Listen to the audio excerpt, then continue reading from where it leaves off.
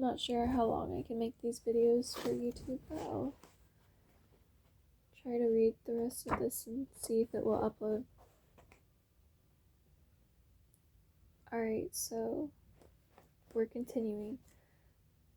The only way for you to be truly free is to link your feelings to an obligation. Only if you commit yourself to loving an action, day in and day out, even when feelings and circumstances are in flux, can you truly be a free individual and not pawn of outside forces. Also, only if you maintain your love by someone when it is not thrilling can you be said to be actually loving a person. The aesthetic does not really love the person. He or she loves the feeling, thrills, ego rush, and experiences that the other person brings. The proof that is that when those things are gone, the aesthetic has no abiding care or concern for the other. So far, Kierkegaard has shown us limitations of romantic passion, but he is not ready to dismiss it as unimportant. Not at all. Nor does he pit feelings and obligation against one another. Though sometimes they feel opposed to each other, he argues that marriage actually enhances romantic love instead of curtailing it. He argues that the ethical commitment to another person in marriage is precisely what enables the spontaneity of romantic love to achieve the stability of longevity that it longs for but is unable to provide by itself. Indeed, it is covenantal commitment that enables married people to become people who love each other. Only with time do we really learn who the other person is and come to love the person for him or herself, and not just for the feelings and experiences they give us. Only with time do we learn that the particular need of our spouse Only with time do we learn that the particular needs of our spouse and how to meet them. Eventually, all this leads to wells of memory and depths of feeling and enjoyment of the other person that frames and enhances the still crucial episodes of romantic sexual passion in your married life. Emotion and action. How does this work itself out day by day to married life? Nearly everyone thinks that Bible's directive to love your neighbor is wise, right, and good. But notice that it is a command, and emotions cannot be commanded.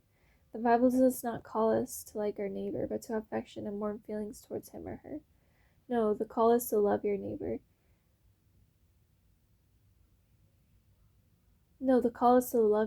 And that must primarily mean displaying a set of behaviors. The feelings of affection, of course, is a natural part of love, and it can enable us to better perform the actions of love. We are never more satisfied and fulfilled than when affections and actions are joined in us, when we are serving someone we delight in. Nevertheless, if we don't distinguish between feelings and actions, it could put huge barriers in the way of loving people. One reason we need to make the distinction is because of sheer inconsistency of our feelings. They are tied to complex physical, psychological, and social factors.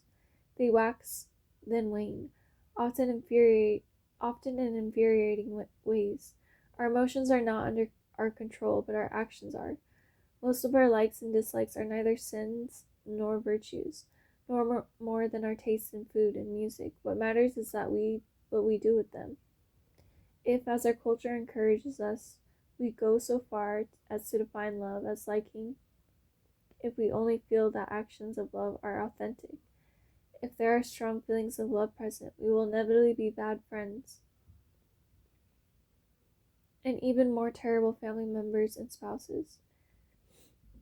It is a mistake to think that you must feel love to give it. If, for example, I have a child, and I give up my day off to take him to a ball game, to his great joy, at a time when I don't particularly like him, I am in some ways being more loving to him than if my heart were filled with affection.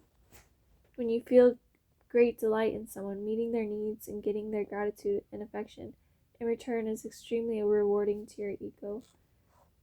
At those times, you may be acting more out of the desire to get that love and satisfaction yourself, rather than out of the desire to seek good for the other person. As Kierkegaard observed, you may not be loving that person so much as loving yourself. And when we only do the actions of love when we are having strong feelings of love, we are often love unwisely. Parents out of love can spoil their children. Spouses out of love can enable destructive behavior in each other. The reason this happens is that we are above all afraid of the displeasure of the beloved. We are afraid that he or she will be angry and say harsh things, and we cannot bear that. This only affirms that we don't really love that person. In his or her best interest, we love the affection and esteem we are getting from that person. All this means that you can indeed love, and love truly and wisely, but when you lack feelings of love. So, if your definition of love stresses affectionate feelings more than unselfish actions, you will cripple your ability to maintain and grow strong love relationships. On the other hand, if you stress the action of love over the feelings, you enhance and establish the feelings. That is one of the secrets of living life as well as of marriage.